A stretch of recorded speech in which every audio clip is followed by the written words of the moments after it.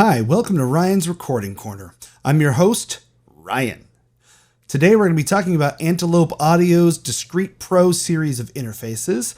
I have the Discrete 8 Pro Synergy Core and the Discrete 4 Pro Synergy Core, which Antelope was kind enough to send me to demo. So we're going to do a little demonstration, show you some of the main features. So stick around, we're going to get right to it.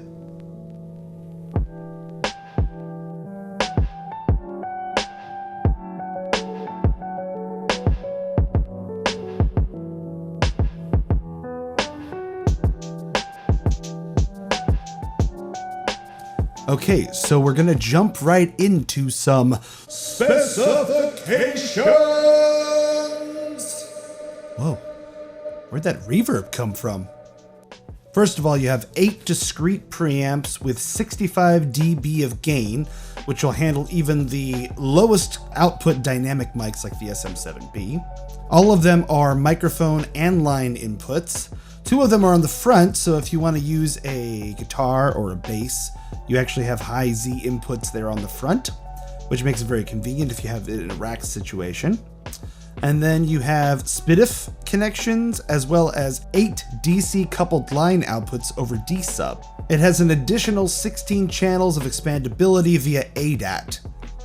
So we've mostly been talking about the Discrete 8 Pro Synergy Core, but the Discrete 4 Pro Synergy Core is pretty much the same thing with just a few key differences, mostly having to do with I/O. You have more inputs and outputs on the 8 than you do on the 4, but the 8 has a few unique features. For example, you have a foot switch input for talkback that you can use to communicate with artists in a booth. And you also have reamp outputs, which I think is one of the really cool features as a guitar player. You don't need an external reamp box to go back and re-record those DI tracks with your favorite guitar amp or bass amp. You can also reconfigure those outputs to go to a second pair of monitors if you're not into guitar or bass, so it's kind of a nice little bonus feature there. The last thing is the form factor. So the 8 is actually a 1-unit rack space interface, and the 4 is more of a desktop interface, which actually works much better for my own personal setup. Next, we're going to go to a small demo that I put together of one of my original songs, just so you can get an idea of how it sounds. Let's go.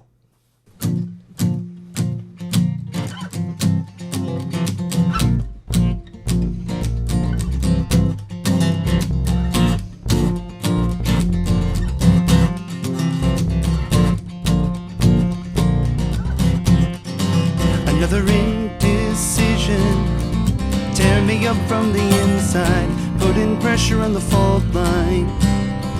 By my own admission, too relaxed to be a go-getter, the opposite of a trendsetter.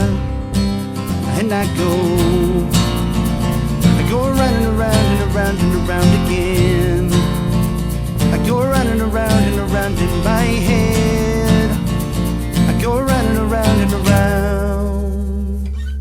And if you enjoy what you've seen so far, please hit that like and subscribe button. Help me grow the channel. Thank you. You're the best. You're the best. But you're the best. No, you're the best. Now you have 2 options on the interface, USB 2.0 and Thunderbolt 3. Included, you get a USB 2.0 cable, but if you use Thunderbolt 3, you can take advantage of the AFX to DAW plugin. Included with the interface is 37 high-quality studio-grade effects, preamps, EQs, and actually the interface does the effects processing for you to take some of the strain off your computer. Now this demo track may seem a little bit on the plain side, but I wanted to show off the capabilities of the interface, and the results were beautiful. Pristine sound. Now I used a little bit of EQ, a little bit of filtering and compression to clean up the tracks a little bit so that they could sound better when I play them back. Included with your interface is a very flexible control panel software that you can use to control the various headphone mixes, the complete I/O of your system. Now you have the traditional matrix style routing, or you also have their own special hybrid design routing where you drag these little boxes from one section to the other to route your audio signal.